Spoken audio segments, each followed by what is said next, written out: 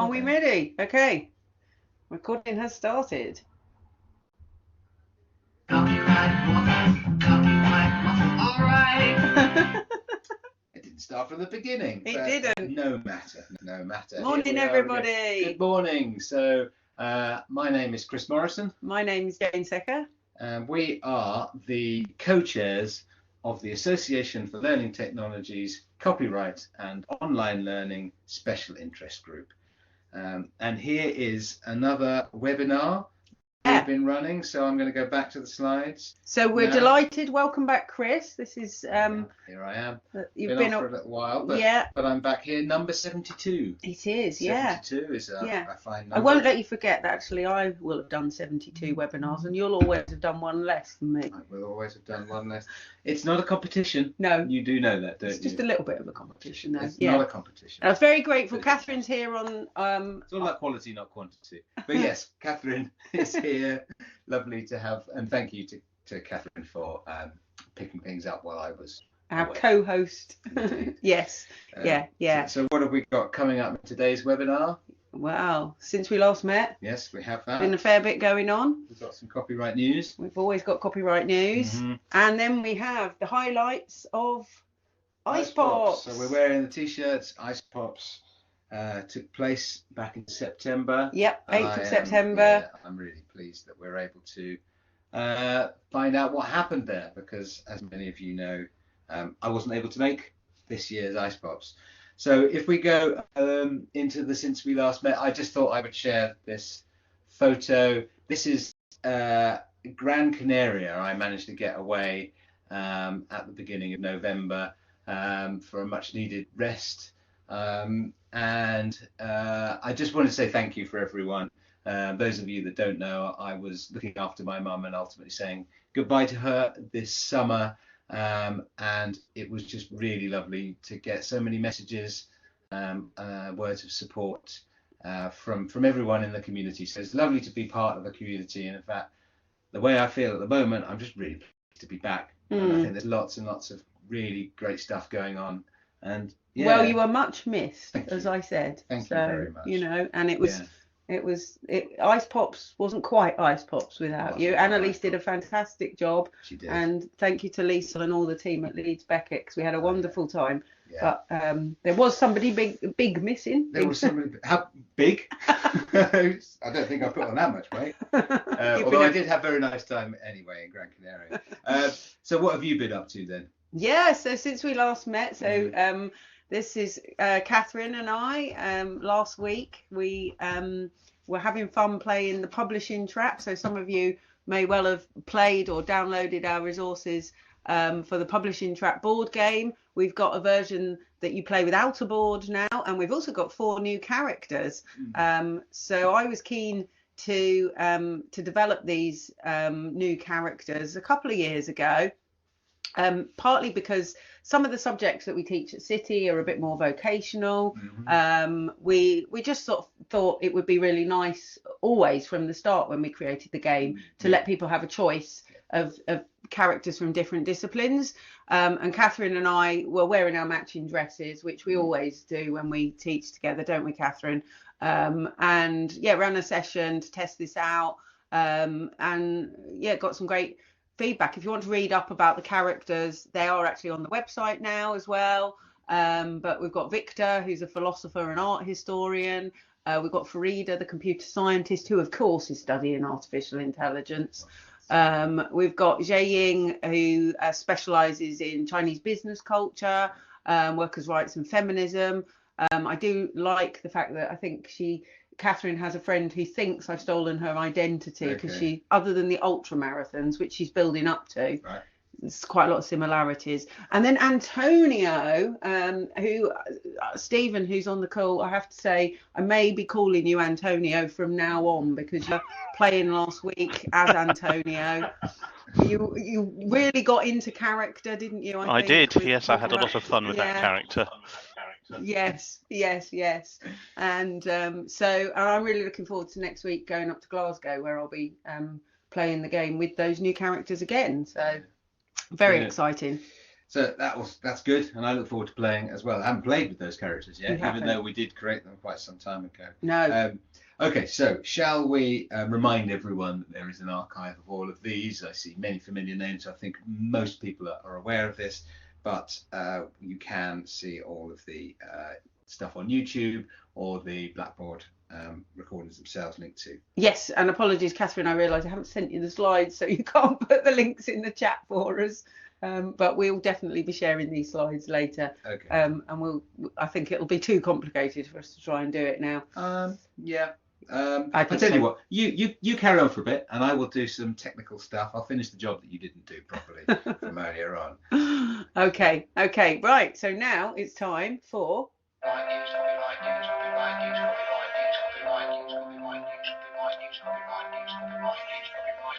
Okay, it's copyright news. Yay! So, obviously, we're talking about Icepops today, but just some quick copyright news. I finally extracted Kyle Courtney's slides from him on copyright and access in the remote digital era. These are the slides he presented at Icepops on the 8th of September. So it was just after the Internet Archive judgment came out, and so those are up on the Icepops website. If you haven't seen them, they're available there, where we have many of the presentations from our speakers. So just quick news and update. And you were chatting to Kyle just a couple of days ago, weren't you? So we are still staying in touch with Kyle. Watch this space. We are for hoping. More information. I was going to say we did, for the people that came to Icepops, give them a slight indication that Icepops might be going transatlantic. Yes. But hoping for an announcement quite soon on that. We are hoping. Yeah, so, with dates and things. Watch this space. Watch this space. Yeah. So we've made the leap to blue sky. We have. Copyright literacy is with live. Thousands of others. Yes, indeed. You're saying that's where the party's happening now. That's absolutely where the party's happening. Okay. Yeah. So if you were following us on Twitter, and we know many people and closing their Twitter accounts, Alt closed their Twitter account. I think Silip have moved over to using Blue Sky. Lots of academics, and so we've jumped on the butterfly as well. We're on Blue Sky. We're just experimenting a bit with it, but we did set up a list. I set up one of these starter packs for copyright librarians. So if you know anyone that you want to get added to that list, just ping us a message via Blue Sky. We can add more people because the starter packs are really great for people who are new to Blue Sky, and then you can find lots of people with similar interests because its algorithms work differently to Twitter, I think is what people are saying. And so finding people who share your interests can be sometimes a bit trickier, but the algorithms are fundamentally less evil. Exactly. Okay. Exactly. That's what we yes. want, isn't it? Yes. Okay. So another thing we were going to mention, there's a couple of there was a webinar yesterday that KR21 ran on rights retention, but here's the next one that's going to be good. Chris Erickson from Creative Glasgow talking about the project looking at digital locks, so technical protection measures, and how the laws can actually stop preservation research and access to knowledge, something that we are, it looms large, I think, in many of our lives. So this is going to be an excellent one. Chris was at Icepops. He was at Icepops. And I also noticed he's just authored a recent report about AI and copyright as well, which is on the Create website, which I just spotted yesterday. So I haven't had time to add that to the copyright news, but I think it's in Matt Voigt's copyright news letter that comes out. So good stuff. Yeah. Okay. And there's another thing. There is on AI. Yeah. Well, it's just all about AI, isn't it? Yeah. The Silip Knowledge and Information Management Group run a webinar series. They are running one on the 3rd of December. There is a fantastic lineup, and then there's me. And then there's you. Yes. I think you're described as copyright guru in the program. Yeah, I was a bit shocked to see that. They did ask both of us to do it, and I just didn't want to lumber you with things, so I think they thought you were the guru actually, and then they got me. So we'll see how it goes. Yeah, but no, it looks like a really interesting webinar, and I'll try and think of something profound to say by then. Ileana says, will it be recorded? I'm fairly sure it will be. I think they record all their webinars, and I think they've asked me about that. Yeah. Cool. Great. Okay. Here's another thing that we mentioned on Let's Copy Seek. You sent an email out. Do you want to talk about this? Yeah. So Universities UK for a long time have been the kind of body that are responsible for the Copyright Negotiation and Advisory Committee. That's the committee that a number of us, Chris and I, and Kate and Monique Ritchie, Lisa Moore, Chris Jones, Niels Brunt, Ralph Whedon. I haven't forgotten anyone now. We sit on that group where we negotiate licenses with CLA and other of the CMOs. So this isn't something to worry. This is a positive thing. In many ways, UUK, I think JISC are an agent of UUK or something. And actually, this is about joining things up much better, which we've been talking about on the group for some time. JISC obviously do negotiations for primary licenses for all our e-resources. It does make sense to join that up with the licenses for sort of secondary copying, make sure we're not paying twice for things. So we've been really pleased about this news and this agreement. Things will continue pretty much along the same lines, but we'll just have input from JISC and oversight from them, which is great. Yeah, that's really good. So looking forward to all the things coming up with CNAC. So that concludes the copyright news. It does. So we are now on to the main event, which is the highlights of Icepops 2024. We have 47 minutes. We have 47 minutes. We're timing our speakers. We should try to avoid waffling on and on, shouldn't we? No more waffle.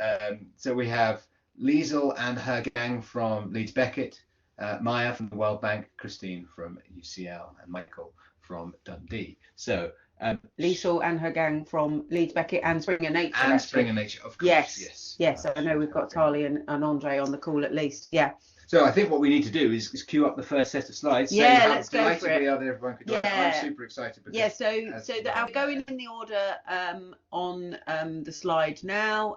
So Liesl and her gang are going to go up first. You did a World Cafe session, and I know some people came and saw a sort of sneak preview of your game, and I think you've got an update for us, haven't you, Liesl? So we do. We'll go over to you now. Take it away.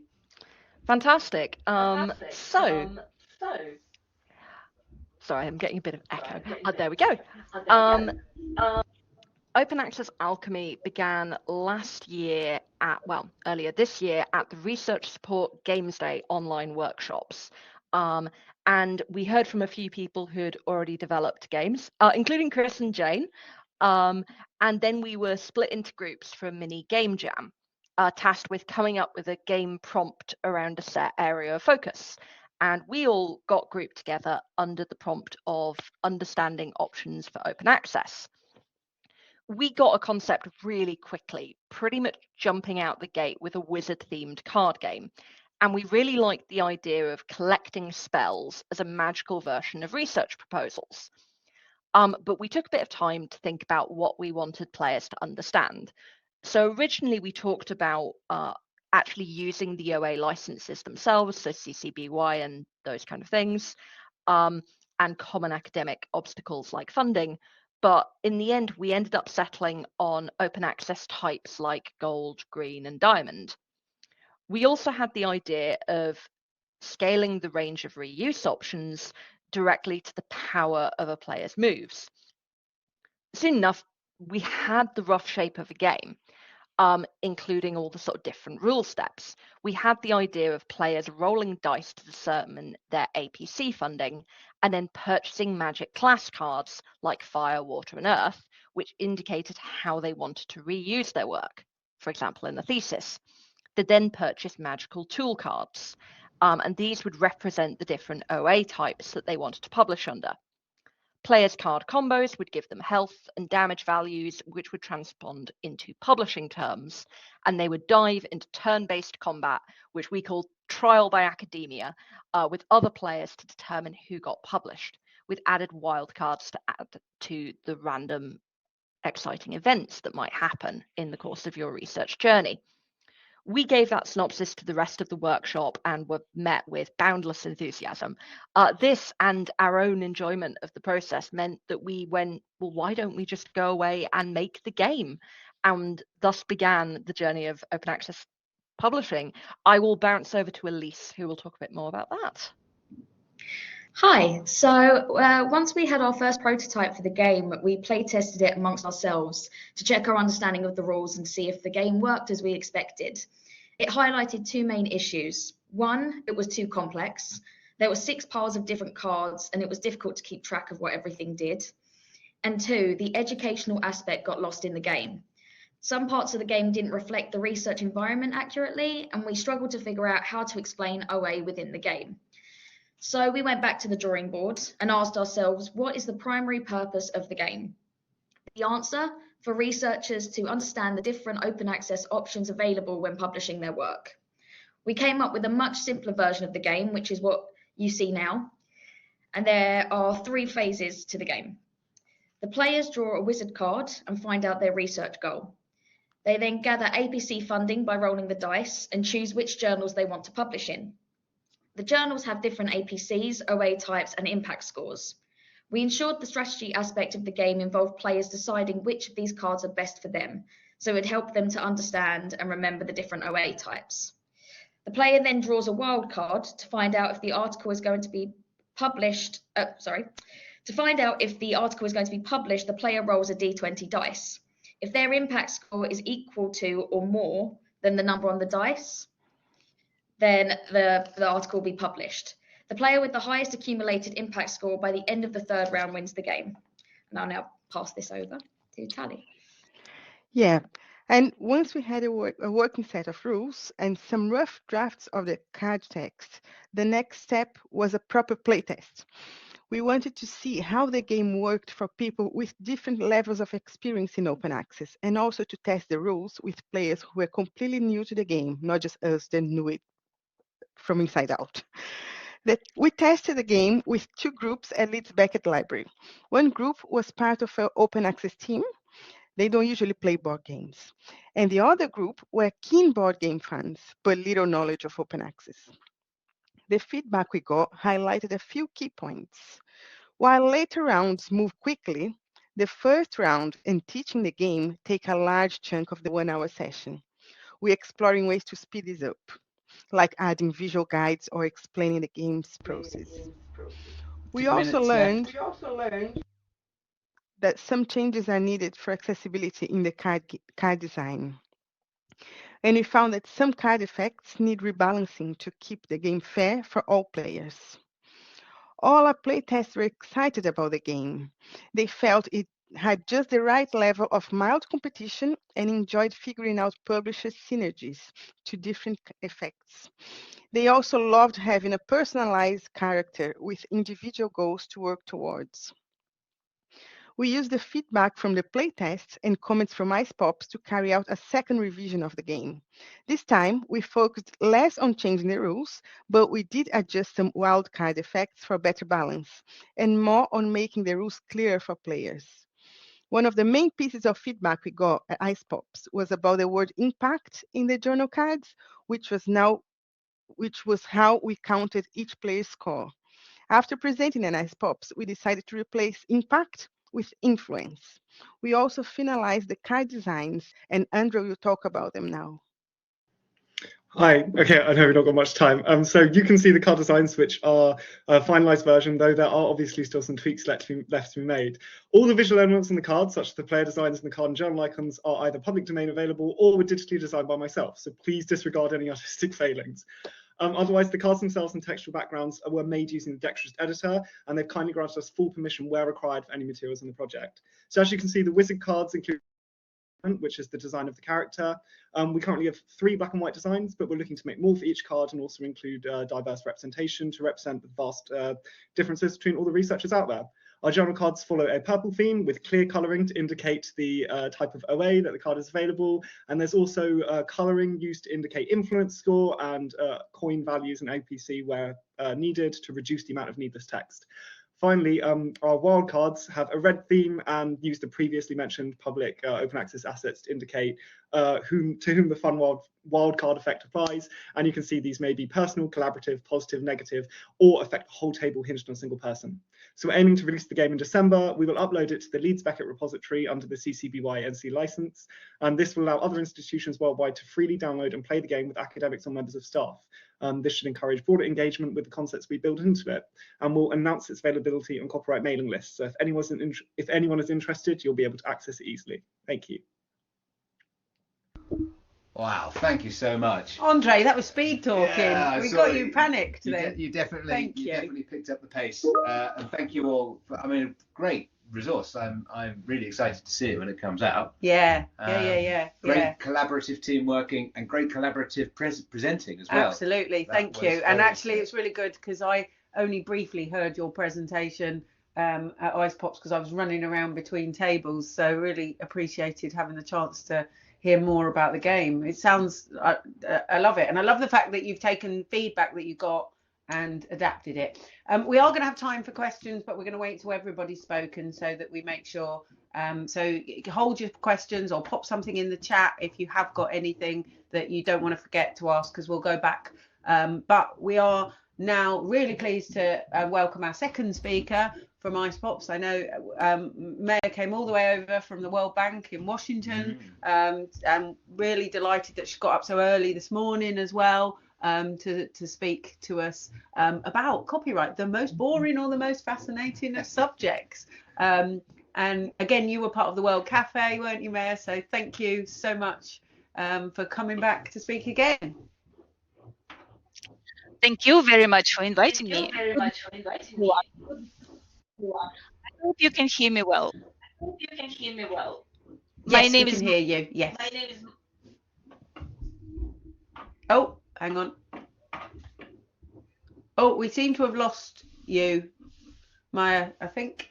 Yes, I think we've lost. I'm not sure if. Hang on. I think you're back now. Yes. Can you just speak again? Yes, my name is Maya Reptina. I manage copyright and publishing rights at the World Bank. I'm delighted to have the opportunity to share my experience with you all and to continue learning from you. Unfortunately, I don't have access to my camera today, but on this Frankfurt Book Fair photo with my publishing colleagues, I am the one in purple, second from the right. And I'm not showing the right slide. Here we go. So I'm the one in purple, second from the right. I joined Icepops for the first time this September, and this was an amazing experience. But you may ask, what led me to copyright education and eventually Icepops? Let me give you a full disclosure. As many of you probably know, the World Bank Group is an international intergovernmental organization with a mission to end poverty and boost prosperity on a livable planet, and also, since 2012, an open access publisher. I lead the copyright and publishing rights team within World Bank Publications, and we are 2 people so far. The good news is that we will hopefully become 3 soon. 7.5 years ago, in May 2017, in collaboration with our library colleagues, we launched the educational copyright coffee series for World Bank Group staff. Why did we do this? Because open knowledge sharing has affected our copyright practices and led us to facilitating copyright education. The project appeared to be such fun, revealed such a great demand, and helped us build such a wonderful community of copyright scholars, we simply could not stop.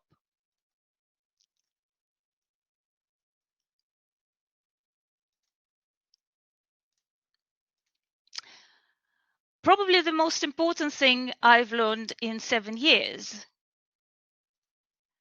is that collaboration with others is key in building a successful copyright education program. Other highly important factors are engaging the audience, creating a safe environment so everyone feels comfortable sharing their own experiences, questions, and thoughts, and taking it easy. The less mandatory the learning event is, the more people like to choose to be part of it. Here are my tips for building.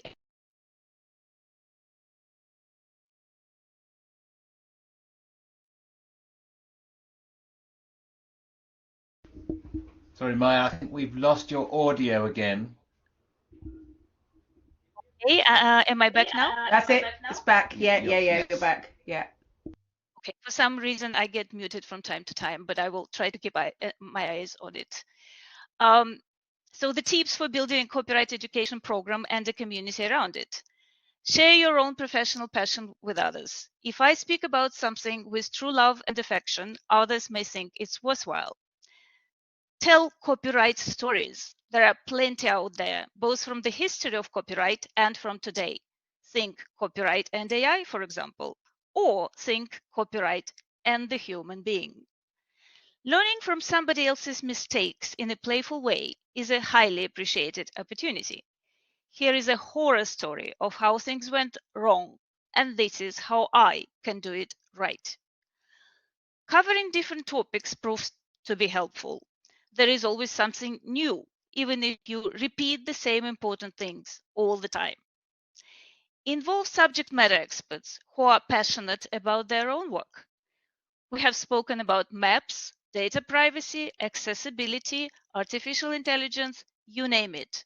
These experts might start involving you in their work in return. I became a frequent guest at a digital hour for communications professionals, for example, spreading the copyright word. Offering quizzes and polls, simple hands-on exercises, sharing useful tools and resources, and adding appealing videos.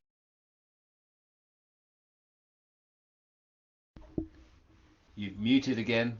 Oh, we've lost your audio again. Aha, I think you're back. I am back. Thank you.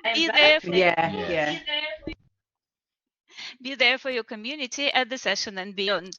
If possible, use different communication channels and formats. In my experience, this all helps to make it fun. This is the most precious compliment I hear from my colleagues.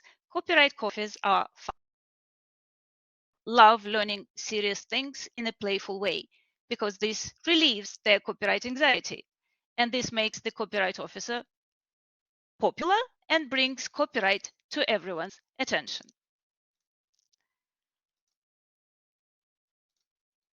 My audience appreciates the genre of horror stories, where we discuss real-life copyright scenarios that I have come across while managing copyright at the World Bank, to see what can go wrong and how to apply best practices to our daily work. In my horror stories, I sometimes include copyright stories from the past, which the audience also appreciates, and here is one example.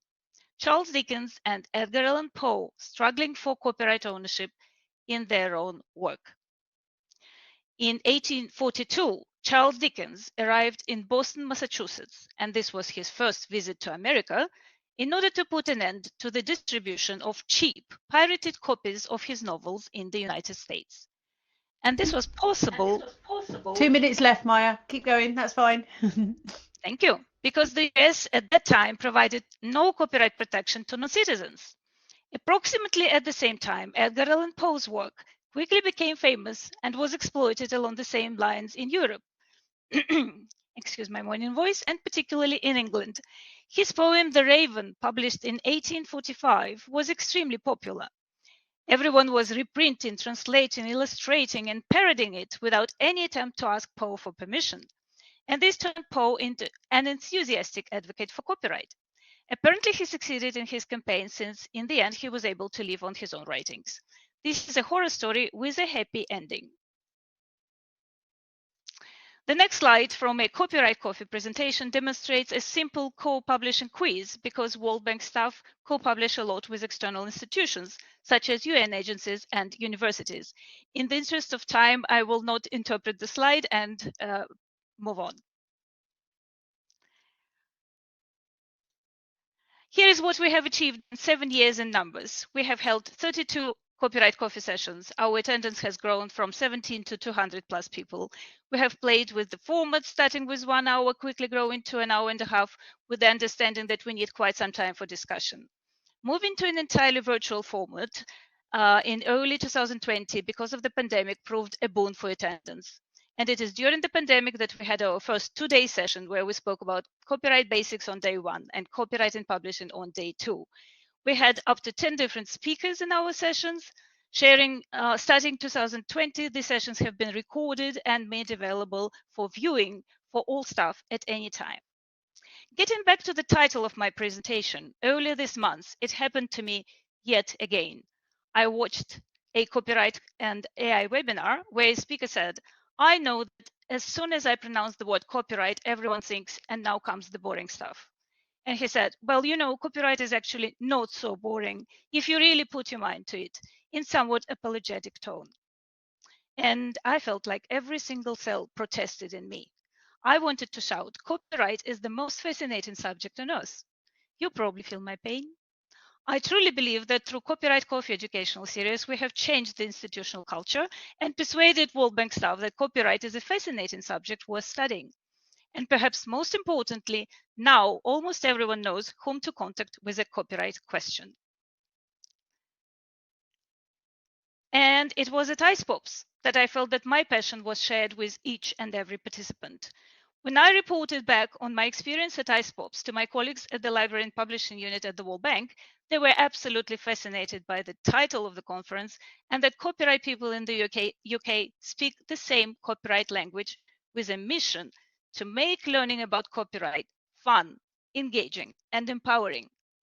Let me use the opportunity to thank the conference organizers for inviting me into the copyright wonderland of Icepops, which empowered me to grow big like Alice and to continue my professional journey with gratitude, passion, and enthusiasm, even if without voice.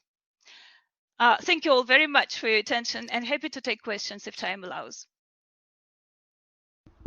Wow, that was brilliant. Yeah. Thank you so much. That makes me feel a bit warm and fuzzy. I know. It's lovely to hear. Maya, we'll come to questions for everyone at the end, if that's all right. But we're also very happy if people want to start putting any questions they've got for you in the chat, because we will, hopefully, everyone's keeping to time, so hopefully we'll have 10 minutes or so at the end for questions. Yeah, absolutely. But I like the idea of trying to make yourself as the copyright person as popular as possible. Yeah, it's amazing what you've achieved as well. Yeah, and it's really good because I know you'd hoped to come to Icepops the previous year, so we're so pleased that you actually made it this year, and we've made that connection. Okay. Thank you. So we now have Christine from University College London. Christine, I believe these are the right versions of your slides. Do you want to pick it up from here? Yes, thank you very much, Chris. I can hear my voice, but yes, I can deal with that. I hope everyone can hear me okay. So I had no idea I was going to... Christine, just to let you know, there's no echo from this end. We can hear you absolutely fine. Fantastic, thank you. I had no idea I was going to develop any game, but then the call to the latest Icepops came, and the theme being human really inspired me. And particularly I thought, oh, perhaps there should be a game that captures this humanity that is related to copyright decisions. I come to this a bit later. The initial inspiration was a very rude card game you may know called Cards Against Humanity.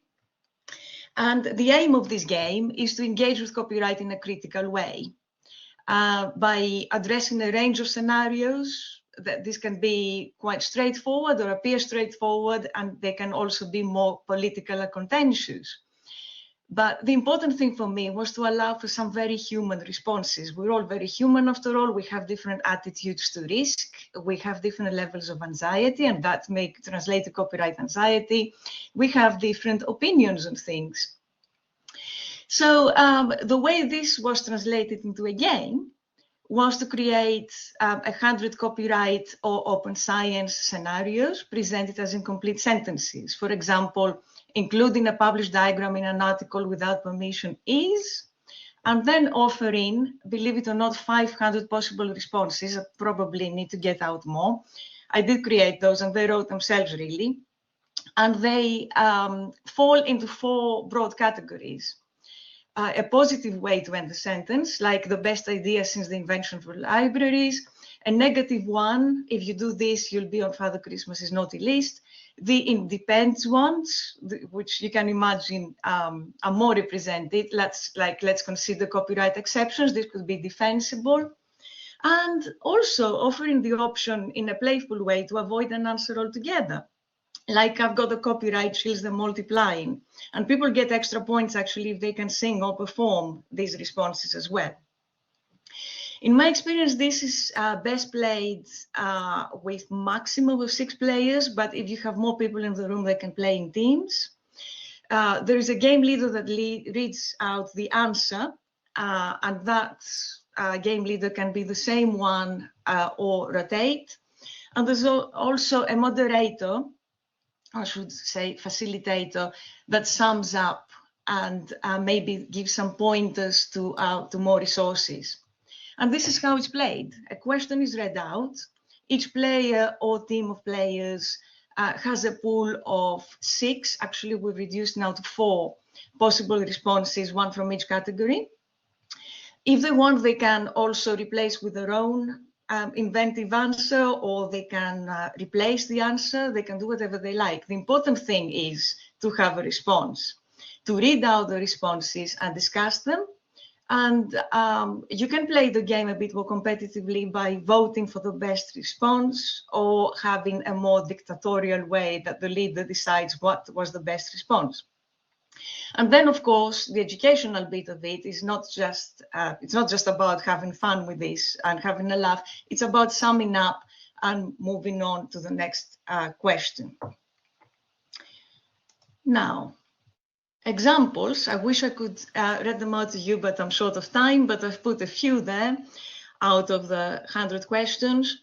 They range, as I said, from common scenarios like how much can I quote from a book in a thesis, to things that lend themselves to more general discussions, like discuss quotes from the Ed Sheeran case, or more open-ended things. What do you think about open access? Or what do you think about the government's backtracking on the text and data mining exception?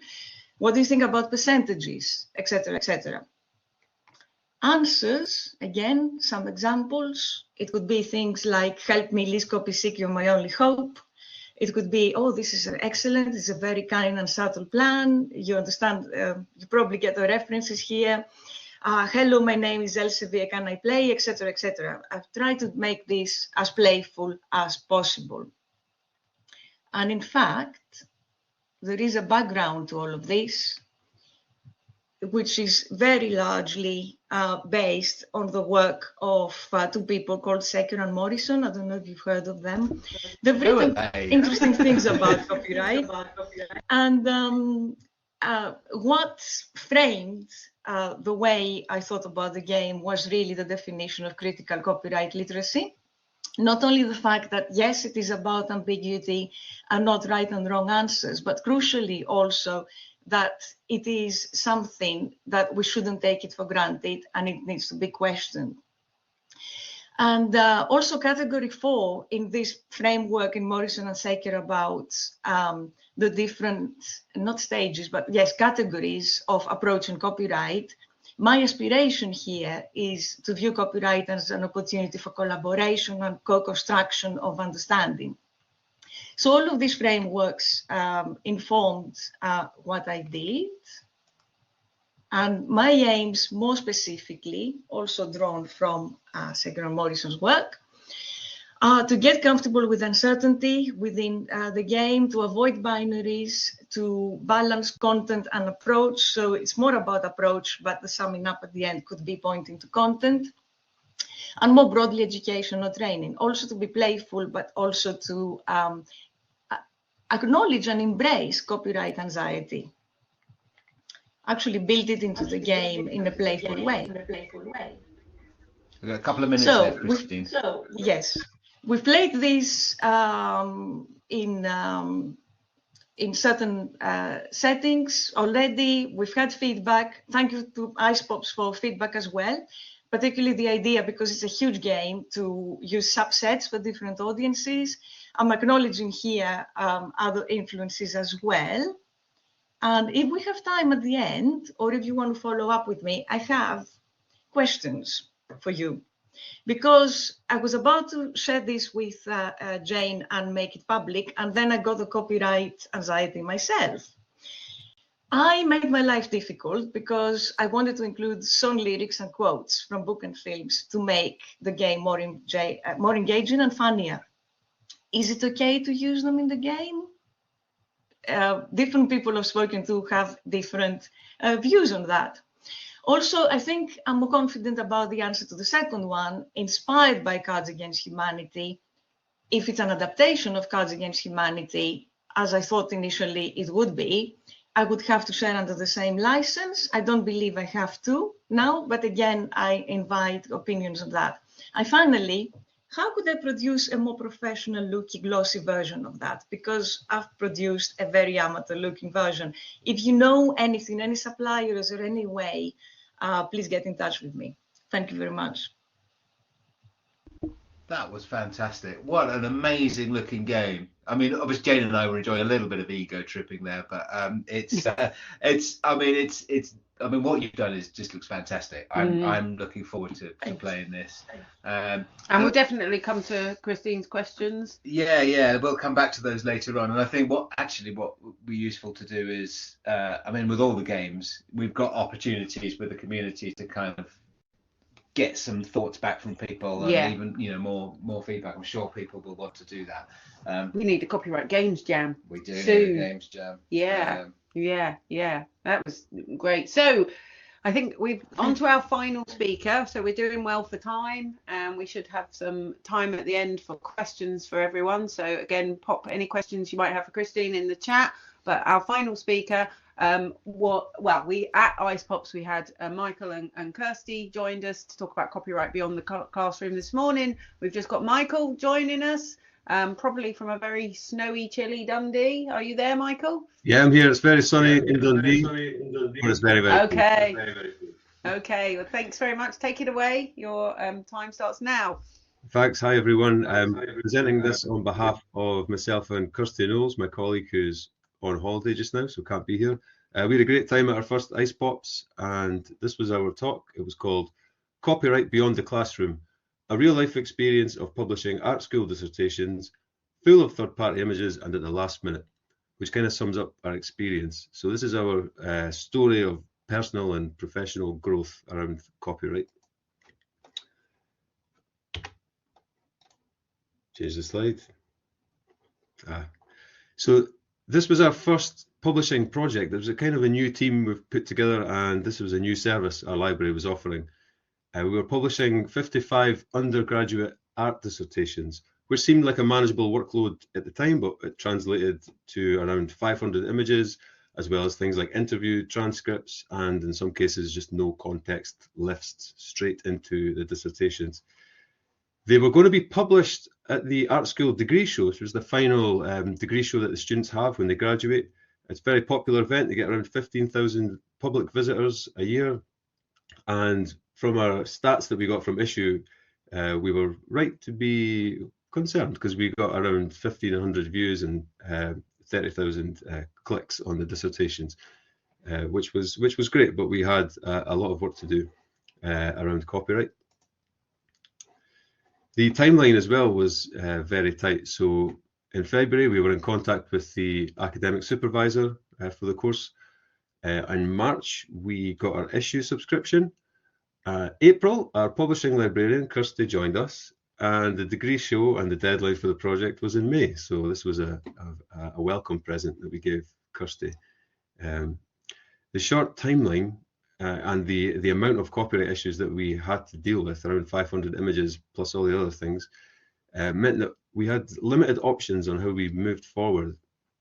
We could have said no to the project at this time and maybe said we'll come back and try again for 2025, or we could have made an attempt to educate all the students on the course on copyright law and licensing and permission, or enlist a small group of those students to maybe do it on behalf of the cohort, or redact and just publish what we had. So what did we do in the end? We redacted. We didn't have enough time to educate all the students, or even enroll some small subset of students to work on our behalf. They were just too busy with their physical exhibits, and then getting permission for 500 plus images was just not going to be feasible in the short timeline, we thought. So as this was our first publishing project, we didn't have any other processes to kind of fall back on, so we just ploughed ahead and redacted, and we felt terrible doing this because we could see the dissertations in their full glory with all the images on there, and we could even see some Creative Commons alternatives and open source alternatives to the images, but we just didn't have time to put the process in place and make it fair for every dissertation. So this is an example of what we ended up with, where it was very obvious that the image was copyright of the author of the dissertation. We left it in, but that was a very rare occurrence. Most of the images were just black rectangles like you see here. However, the students were really enthusiastic about publishing the dissertations, even with the redactions. It was another dimension to the exhibition, and it was a way to boost the visibility of the research as well. So they were very happy to do this, and the academic supervisor was very keen to have the text because they felt that the text for that cohort that they'd written was very strong and very well written.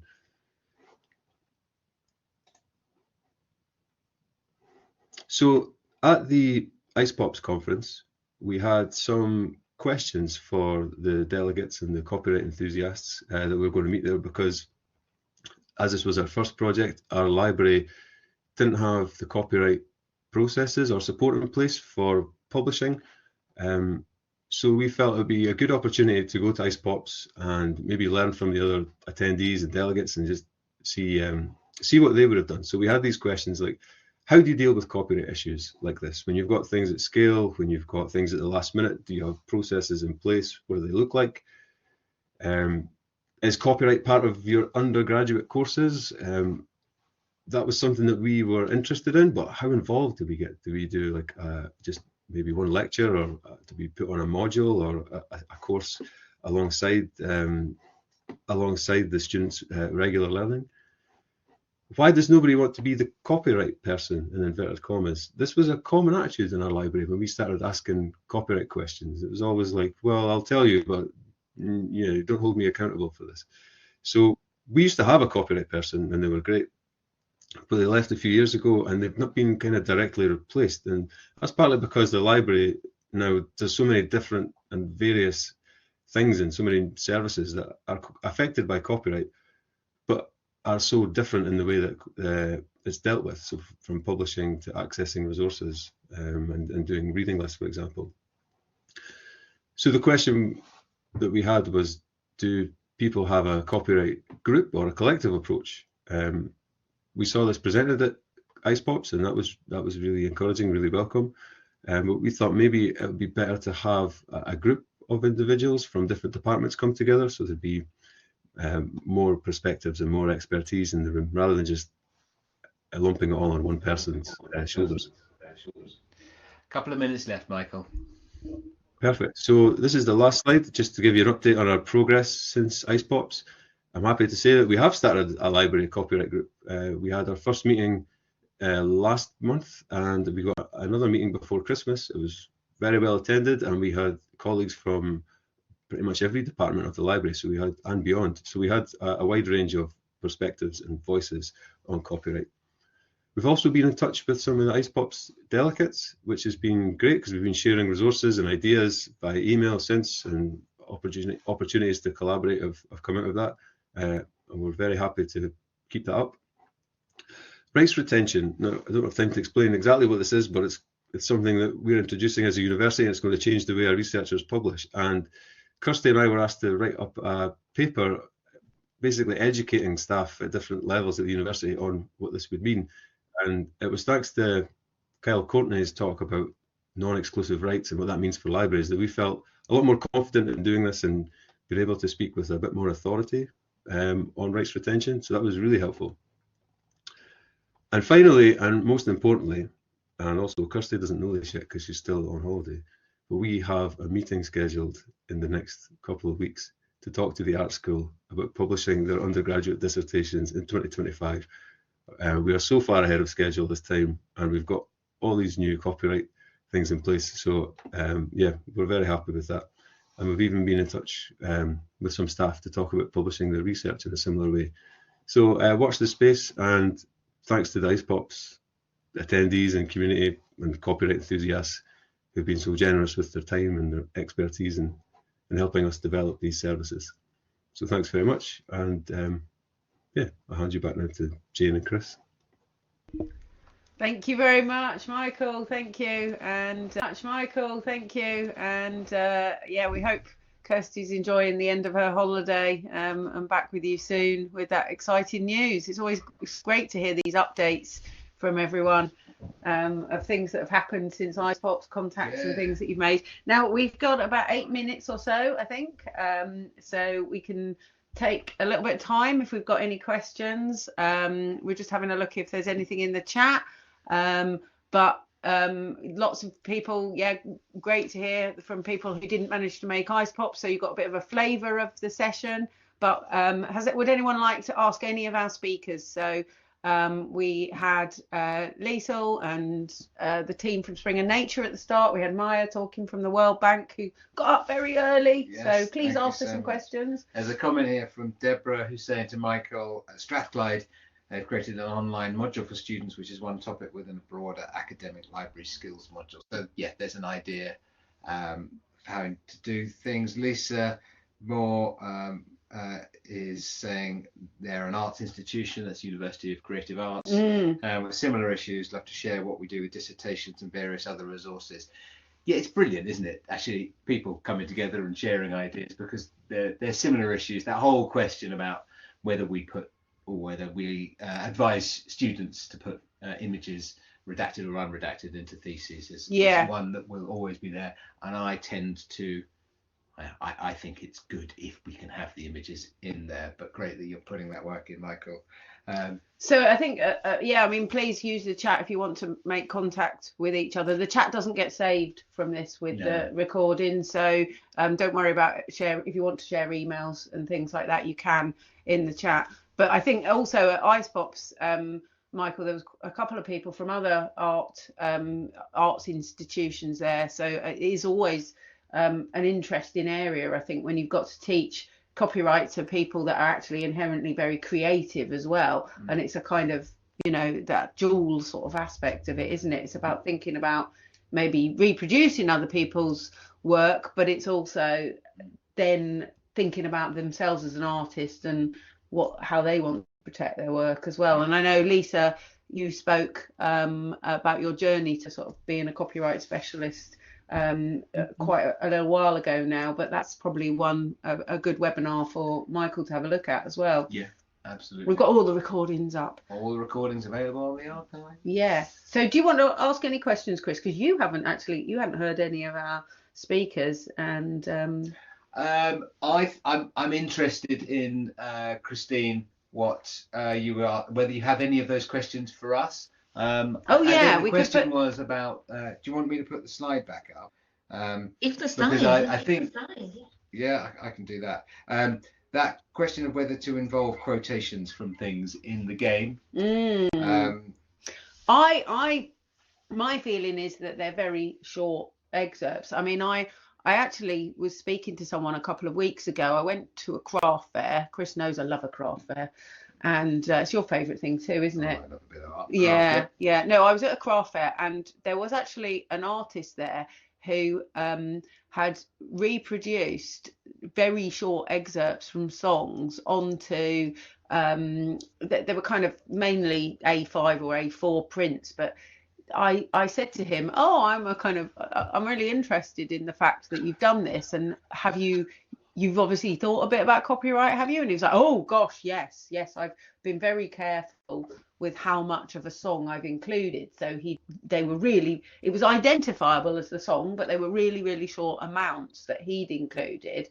And then he started talking to me about where he was sort of sourcing some of the images that he put together with them, and how he used a lot of kind of openly licensed resources. So actually he was somebody who'd kind of thought about reusing and repurposing, and did understand copyright more than perhaps some people who might naively go into that kind of crafting world and start making copies of Disney things and not realize that they're going to get themselves into trouble, or they could, or they might do. But yeah, Christine, do you want to see what people think? I'd love to. Ask Yes. the audience. Yeah, I mean, people. Does anybody want to either come on or just put comments in the chat? I know I've got some thoughts myself. I know that this is something that Jane and I have discussed an awful lot when we are doing our games or anything we do with copyright education. Podcast even. Yeah, I think there has been a tendency when I first started to want to be absolutely, whiter than white, make sure that we're not doing anything that could be seen as transgressing a law, because you're there to teach people about a law, and you don't want to be seen to be disrespecting it. But actually, the more that you're doing something which is demonstrating how open to interpretation it is, if you stay away from that, then you're kind of missing a trick. Yeah. And I think in some ways, I know exactly what I'm guessing your anxiety is about. You're supposed to be the person who people are looking to get information about copyright. If you are potentially infringing, then it makes it sort of almost even worse than if you did it inadvertently. Or if the game, you put it up and then somebody kind of said, hang on a minute, I don't know, Sony or whoever might own the rights to some of these song lyrics suddenly come after you. But it's a tricky area, because with songs, we know that music publishers are very hot on reuse of lyrics. So if you want to have some quotes within a novel, say, then it's likely that they would expect there to be clearance, and they're very hot on that. This is a non-commercial educational resource, and it's one, I think, that uses the fact that there's a bit of is that right or isn't it right as actually part of the educational purpose. My view is this kind of thing. I'm not saying that you're absolutely fine, but I feel like this is actually a really valuable way of making some of the points about copyright, because that whole question, is it okay for you to have done that? Well, the fact is, you don't know, we don't know. You would only know if you were to be sued and to defend yourself in court. But there are some really important principles in actually reusing things. You've said the word sued. That's now given Christine severe copyright anxiety. Well, the point is, are you going to be sued for doing this? So we've got a comment from Irene. I think saying 2 sentences of this. The game is non-commercial. Actually, you're using these quotes to educate people about copyright. Surely the exceptions of the Copyright Act will cover this activity. I think we all agree to push the exceptions, so we need to use them. I think that's what I was saying, not as elegantly and as concisely as Irene. But I think it's really good. I mean, I love the I think I know, I mean, yes, but it's all wrong. That is, I think I disagree. Because I think when you use something like that, which is just lodged in your head, then the thing is, we don't have fair use in the UK, but actually transformative use. You're using those words not because you're trying to compete with Strawberry Fields Forever as a cultural product. You're using them precisely because everyone knows those words, and they put forward a concept which, those of us that love the Beatles as much as I do, get a lot out of that.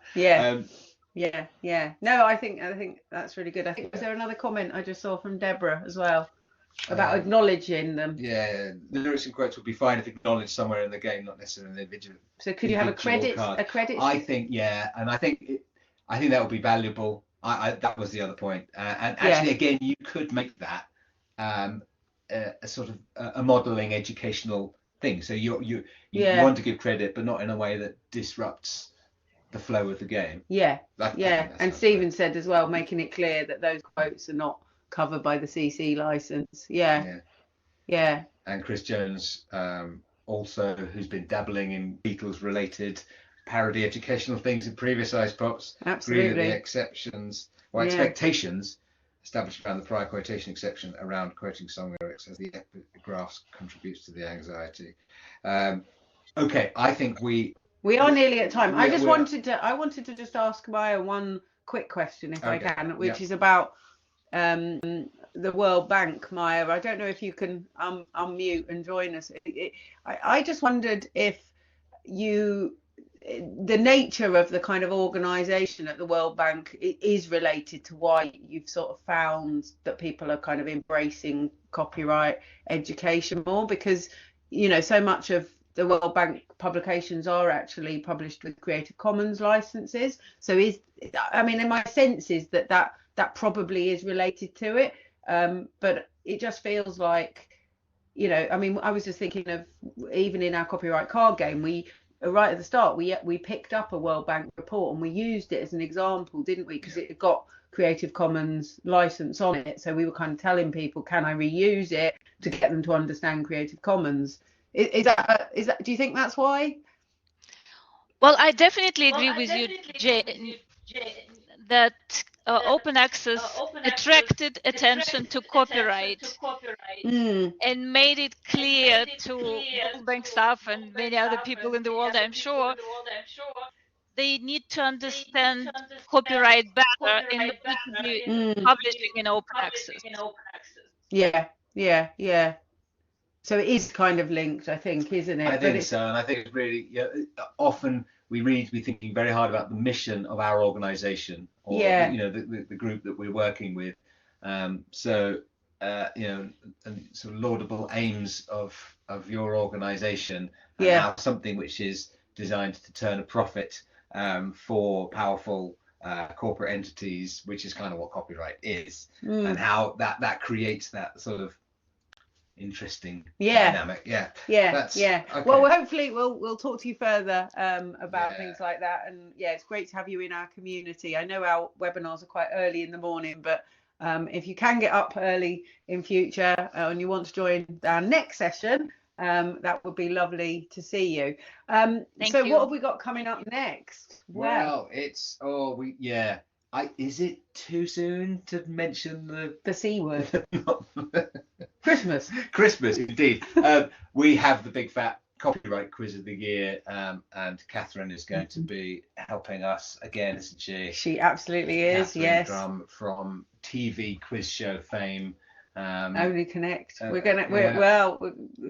We've given Catherine a regular feature actually for her we'll be coming copyright to that knowledge. Yes, but we've got some topics we definitely want to talk. So a couple of people mentioned copyright anxiety. We have finally submitted a publication based on our copyright anxiety research. So we do want to do a webinar, and we may have to schedule this one for the afternoon, because Amanda, our researcher, is based on the West Coast, and I'm not sure she does want to get up at about 3 a.m. to do this for us. So it may be an afternoon one, but that will be in 2025. I'm sure we're going to return to topics like controlled digital lending. But as ever, if there's a topic that people feel they want to discuss or get into, we would be delighted to host that. Return to talking about copyright and AI again. I know that's been suggested. Yes. So we're always looking for speakers. If you just want to talk about your copyright journey, then I'm sure we would also like to do another session becoming a copyright specialist. We will definitely be doing that. Always very popular. So Catherine, are you still with us? I think we're at 12 o'clock, but it is the one last thing. So we're going to hand over to Catherine. I am still here. I just as a follow-up to what was going to be a one-off last month, when I alerted you to the fact that I listened to a podcast with Richard Osman in it, and he had a question in about an open access Creative Commons font that was used in Race Across the World, and he had the temerity to call it the most boring question they had ever had. So this set my copyright spider senses going, and in the intervening time, they have mentioned copyright twice on the podcast since then. So they had a discussion about copyright and dead authors, or even copyright and still living authors, how you are allowed to use the intellectual property of other authors. So there was discussion about James Bond, how you can, the other authors have been able to use his book books as the basis for further Bond books, but not anything that was in the films. About, you know, the new Marple and Poirot books that have been allowed by the Christie estate. So that was quite an interesting discussion, and the link is there in the slides. And then a couple of weeks after that, they had a discussion about whether you can copyright jokes. So I'm starting to think that he was protesting too much in that first clip, and that he is actually a secret copyright fiend.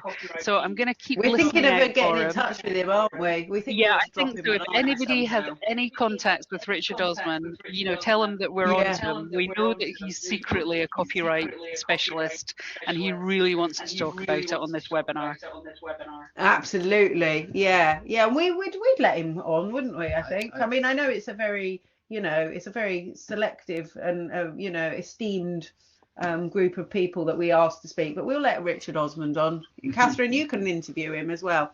Thank you, Irene. I think you popped the links into the chat as well. Really and yeah, it's just us struggling to work out who should be multitasking here. We'll get back on it. It's all on it. Yeah. I put just a little link to there was our podcast we did with John Higgs, best-selling author, in which we did talk about James Bond and Ian Fleming and copyright in the context of his book about the Beatles and James Bond.